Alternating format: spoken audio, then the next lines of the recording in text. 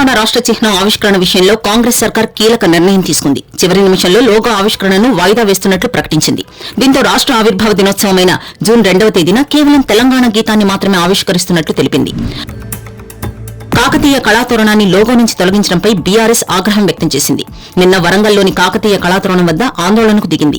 కాకతీయుల కళాతోరణాన్ని తొలగిస్తే పౌరుషాన్ని చూపుతామని మాజీ ఎంపీ వినోద్ కుమార్ హెచ్చరించారు. లోగోలో మార్పులపై హైకోర్టుకు వెళ్తామన్నారు. అధికారిక చిహ్నం మార్చడం సాధ్యం కాదని, దీనికి కేంద్ర ఆమోదం తప్పనిసరిగా ఉండాలని చెప్పారు. ఇదే అంశంపై మాజీ మంత్రి BRS working president KTR Twitter వేదికగా స్పందించారు. ముఖ్యమంత్రి రేవంత్ రెడ్డి పర్యటనలో స్వల్ప మార్పులు చోటు చేసుకున్నాయి. అనూహ్యంగా మాజీ ఎమ్మెల్సీ ప్రముఖ విద్యావేత్త చుక్కారామయ్య ఆరోగ్యం క్షీణించిందనే సమాచారం మేరకు పరామర్శించేందుకు వెళ్లడానికి సీఎం నిర్ణయించుకున్నారు. కేంద్ర ప్రభుత్వం ఆధ్వర్యంలో పనిచేస్తున్న నవోదయ విద్యాలయాల్లో పలు పోస్టుల భర్తీకి నోటిఫికేషన్ రిలీజ్ అయింది. హైదరాబాద్లోని నవోదయ విద్యాలయ సమితి ప్రాంతీయ కార్యాలయం 2024-2025 అకాడమిక్ సెషన్ కి సంబంధించి హైదరాబాద్ రీజనల్లోని జవహర్ నవోదయ విద్యాలయాల్లో కాంట్రాక్ట్ ప్రాతిపదికన కౌన్సిలర్ ఖాళీలను భర్తీ చేయనుంది. అర్హులైన అభ్యర్థుల నుండి దరఖాస్తులు కోరుతున్నది. గ్యాంగ్స్ ఆఫ్ గోదావరి నిర్మాత నాగవంశీ బాలయ్య మందుసీసా వివాదంపై స్పందించారు. సోషల్ మీడియాలో వైరల్ అవుతున్న మందుసీసా నిజం కాదు, అది వాటర్ బాటిల్, దానిలో మందు ఉన్నట్లుగా సీజీ చేసి బాలయ్యపై ట్రోల్స్ చేస్తున్నారు. మేమంతా ఆ ఈవెంట్లోనే ఉన్నాం కదా, మాకు తెలీదా అక్కడ ఏం జరిగిందో, అందుకే దయచేసి ఈ ట్రోల్స్ ఆపండి అని నాగవంశీ తెలిపారు. నాగబాబు జన సైనికులకు, వీర మహిళలకు, నాయకులకు, పిఠాపురం జనసేన నాయకులందరికీ ధన్యవాదాలు తెలిపారు. రాష్ట్రంలో ఎన్డీఏ కూటమి విజయానికి చేరువలో ఉందని, వైసీపీ పరాజయాంచుల్లో ఉందన్నారు. ఎప్పుడైతే ఓ మనిషి ఓడిపోతాడని తెలిస్తే ఫ్రస్ట్రేషన్ ఉంటుందని, హింసకు, గొడవలకు సిద్దమవుతుంటారని నాగబాబు తెలిపారు. ఏపీలో అధికారంపై సీఎం వైఎస్ జగన్ మరోసారి స్పందించారు. తన ఎక్స్ వేదికగా మరోసారి ప్రభుత్వాన్ని ఏర్పాటు చేయబోతున్నట్లు స్పష్టం చేశారు. ప్రజల ప్రభుత్వం అధికారంలోకి వచ్చి సరిగ్గా నేటితో 5 ఏళ్లు అని గత అనుభవాలను గుర్తు చేశారు. పోస్టల్ బ్యాలెట్ ఓట్లపై వైసీపీ కొన్ని అభ్యంతరాలు వ్యక్తం చేసిన సంగతి తెలిసిందే. దీనిపై అటు హైకోర్టు, ఇటు ఎన్నికల కమిషన్ను వైసీపీ నేతలు సంప్రదించారు. అయితే ఈసీ మాత్రం వైసీపీ లేవనెత్తిన విషయాలపై ఘాటుగానే రిప్లై ఇచ్చింది.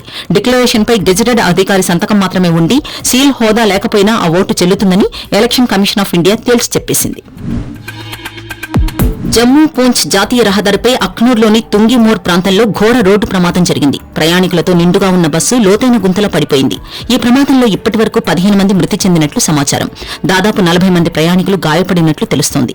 వీరిలో 20 మందిని ఈఎంసీ హాస్పిటల్ జమ్మూకు తరలించారు. పోలీసులు, స్థానికులు సహాయక చర్యలు చేపడుతున్నారు.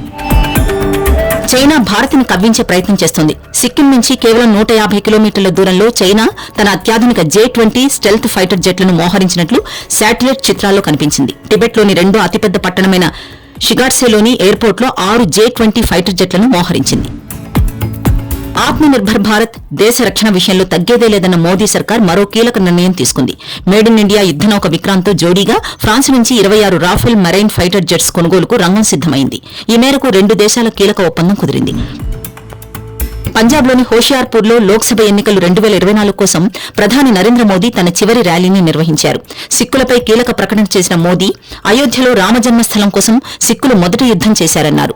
మోదీ ప్రభుత్వాన్ని ఏర్పాటు చేయాలని దేశ ప్రజలు నిర్ణయించుకున్నారని, వచ్చే ఎన్నికల్లో ఘన విజయం సాధించి మోదీ ప్రభుత్వం హ్యాట్రిక్ కొట్టబోతోందని స్పష్టం చేశారు.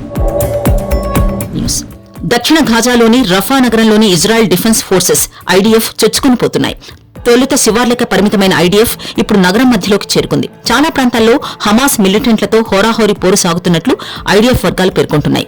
మరోవైపు మందుపాత్ర పేలి 3 సైనికులు మృతి చెందినట్లు బుధవారం ఐడీఎఫ్ తెలిపింది. మరో 3 గాయపడ్డారని పేర్కొంది. రఫాలో పరిమిత యుద్దం మాత్రమే చేస్తున్నామని ఐడీఎఫ్ చెప్తున్నప్పటికీ దాడుల్లో భారీ సంఖ్యలో పాలస్తీనా పౌరులు ప్రాణాలు కోల్పోతున్నారు. పాకిస్తాన్ మ్యాచ్ కు ఉగ్రనొప్పు పొంచి ఉన్నట్టు నివేదికలు వస్తున్నాయి. హై వోల్టేజ్ మ్యాచ్ కావడంతో దాదాపు 30 నుంచి 40 వేల మంది ప్రేక్షకులు హాజరయ్యే అవకాశం ఉంది. దీంతో ముష్కరులు ఈ మ్యాచ్ ని లక్ష్యంగా చేసుకున్నట్లు అమెరికన్ ఇంటెలిజెన్స్ పసిగట్టింది.